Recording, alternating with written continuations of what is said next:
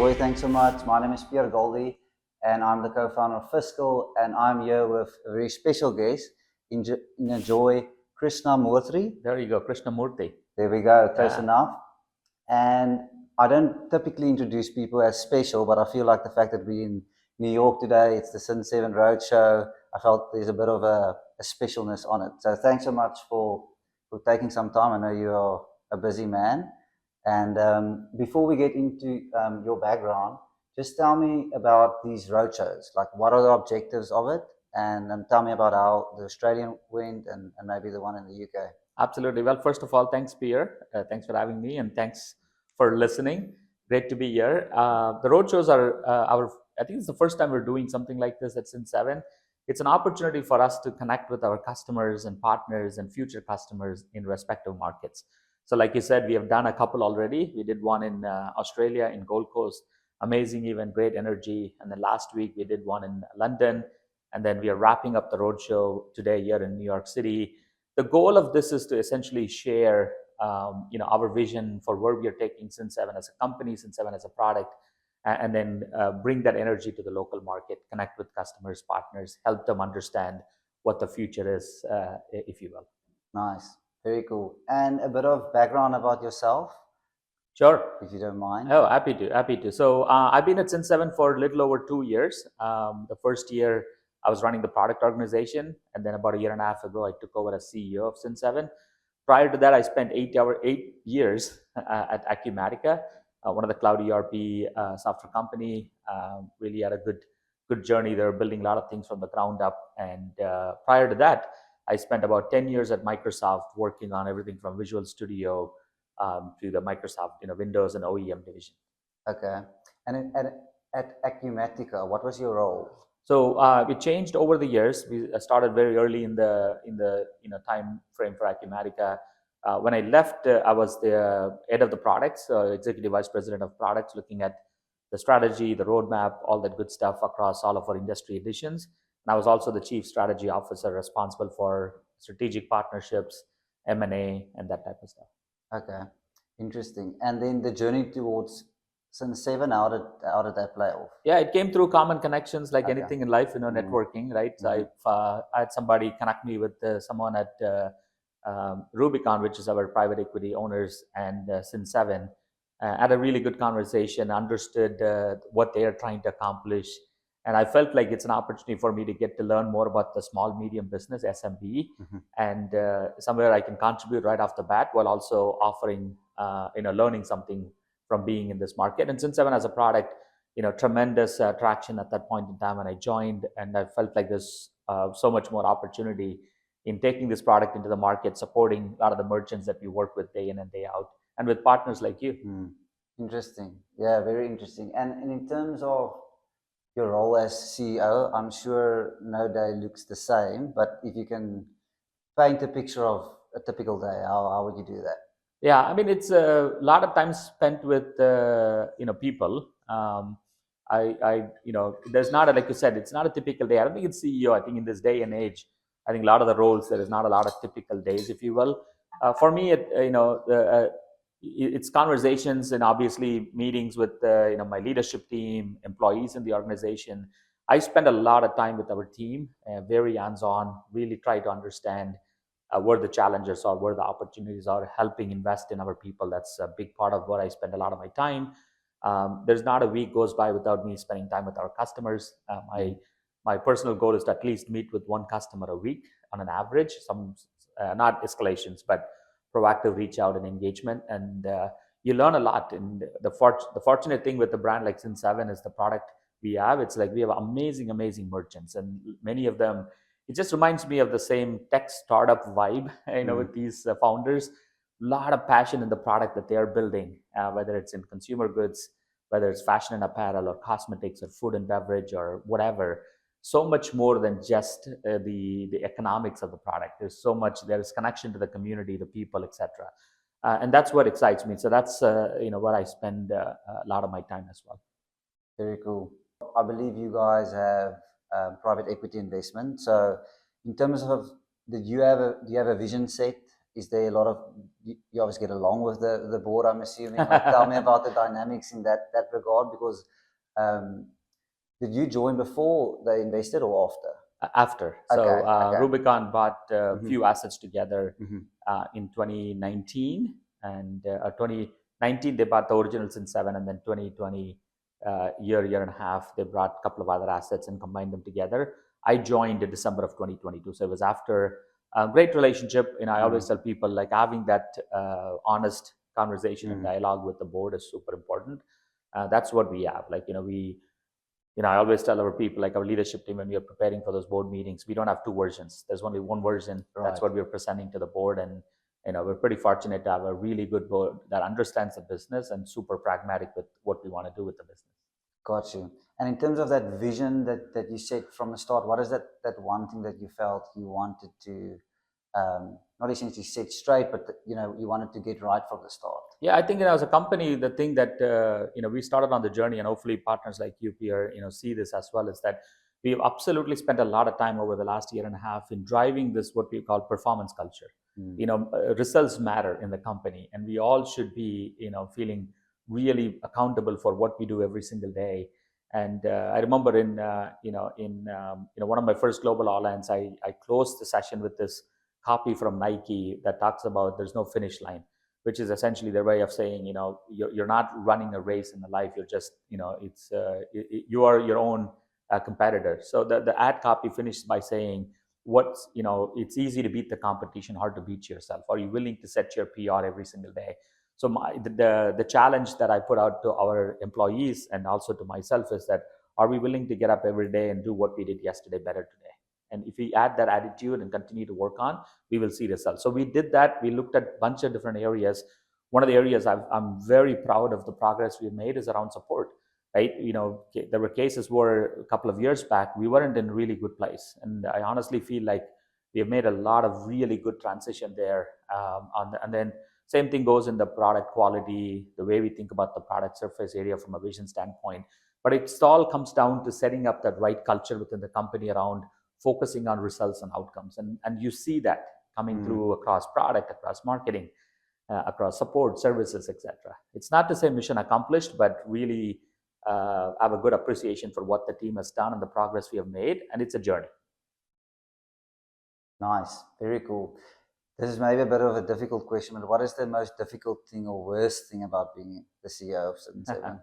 Yeah, I mean, I don't know if it's the worst, but I mean, it's a role. There are obviously a lot of interesting and tough challenges that you have to tackle, and you have to make some decisions that sometimes may or may not be viewed as the most popular decisions.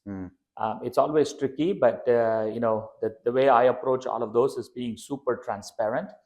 Maybe I'm maybe more transparent to my own fault, but it's super important you communicate clearly and communicate early as much as possible with any decision. So I think that's probably what I'll call out. It's not the worst or the best, right? It's essentially what our company and the board expects from a strong leader. You got to make good decisions, but you also have to make sometimes difficult decisions, and I think it's super important. But as an organization, again, we have a global presence. We have organizations, offices in 6 countries, and that comes with its own challenges around time zone and cultural difference and so on. But that's what makes the job so much fun. I'm telling you, it's hard, but we have customers in 100+ countries, and I think we have employees that can cover pretty much every one of those time zones. How fortunate is that for us, right? So you can view them as a challenge, but you can also view them as an opportunity for us to truly represent and take this globally at a scale that a lot of other companies of our size cannot do. For sure.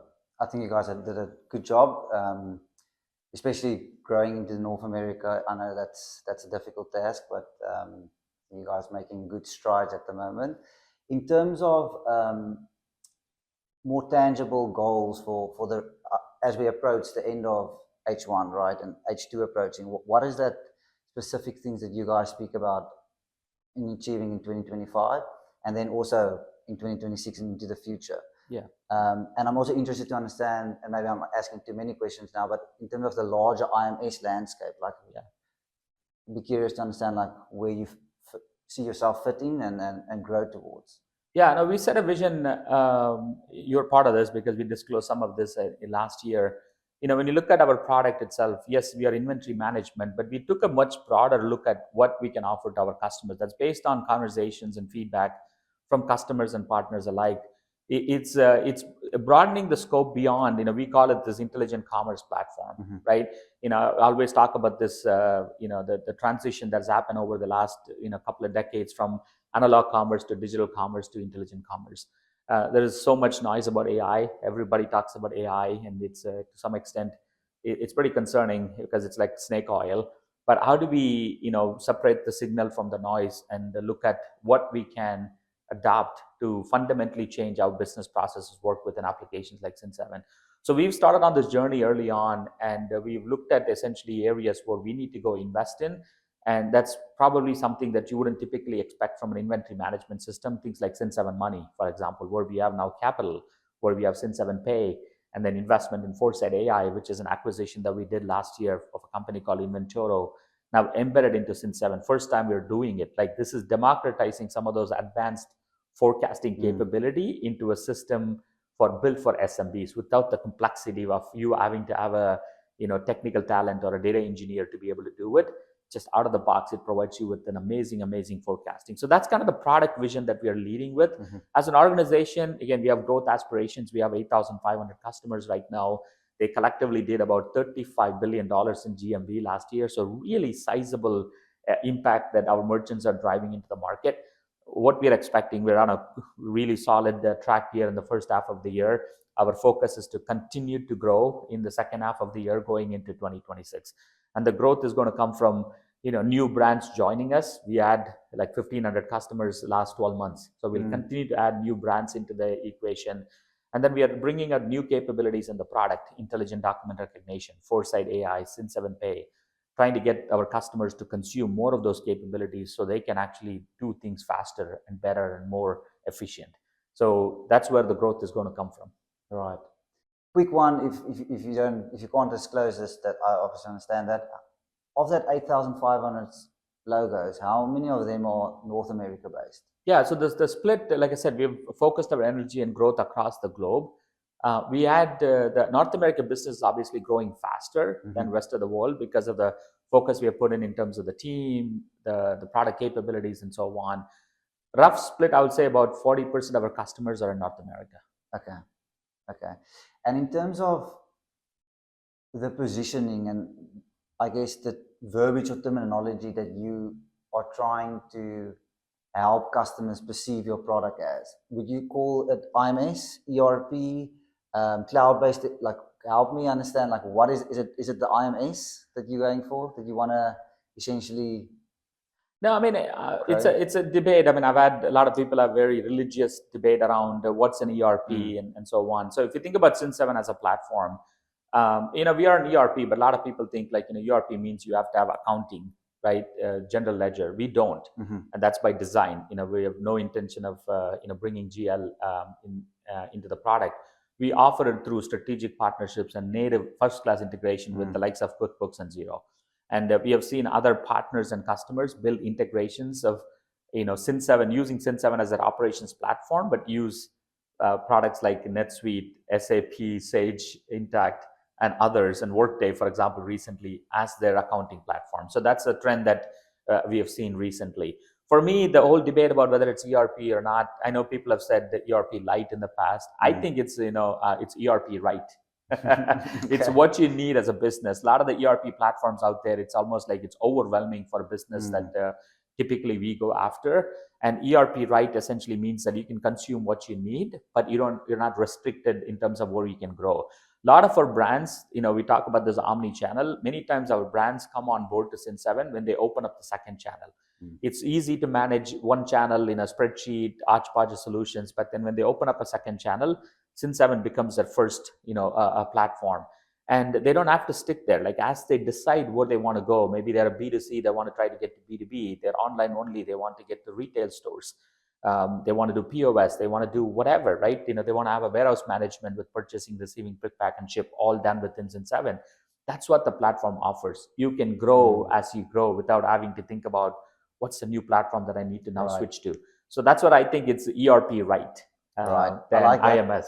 I like that. I did a bit of my own research because obviously as a partner of Cin7, we also need to make sure that someone understands like what do we actually do.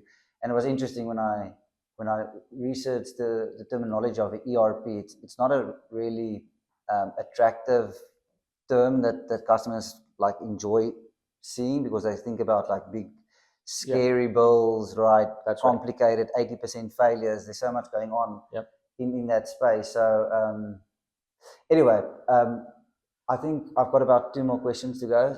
In terms of the product specifically, are you guys attempting to potentially have larger enterprises use Cin7 instead of potentially moving towards something like a NetSuite, Odoo, Zoho, whatever? Is that a strategy? I know, like in terms of like Shopify and Shopify Plus, a big play for them was obviously doing that, because like that's where they make the most of their money. But just help me understand that space. Like, is the infrastructure ready for that? Is that something you're going to develop towards more, or is it more situated for the 1 to 50 million turnover companies? I mean, if you look at the product can support and scale because it's built in the cloud, right? So we can handle high volume of transactions and so on. But if you look at our sweet spot, though, right, we have a target market set from an ICP or identical customer profile. We call it the can't lose, won't lose segment, which is like $1 to $2 million on the low end to about $200 million on the high end. We have customers that do way more than that, several $100 million, etc. But our product optimization in terms of where we invest the capabilities, we're trying to essentially cater to that segment of customers. So that's a broad range because that's the SMB range, right? If you think about small and mid-market, that's the small and mid-market. In terms of I mean, we have like brands that are like large enterprise brands that are different regional entities using Cin7, like Lavazza here in the US. I mean, they're a customer of Cin7. They'll be here at the New York City Roadshow today. We have Yeti coolers. We have Godiva chocolate. We have Asahi beer. And like I can go on and on. The brands that are really enterprise, household brands that are big, large enterprise companies, but they're using Cin7 for the different entities and so on. So that's a great way for us to continue to invest and grow the product to meet the needs of some of those solutions. The other aspect is like gaining sophistication. You don't need to be a $200 million to need certain level of sophistication with warehouse management or CRM or so on. And that's where we don't believe in just be all end all. We're not trying to be like one solution that can do it all, because that's not possible in this day and age, especially with so much innovation happening. And that's where we have an amazing platform from an integration standpoint. We have amazing ISVs that are built using our open API.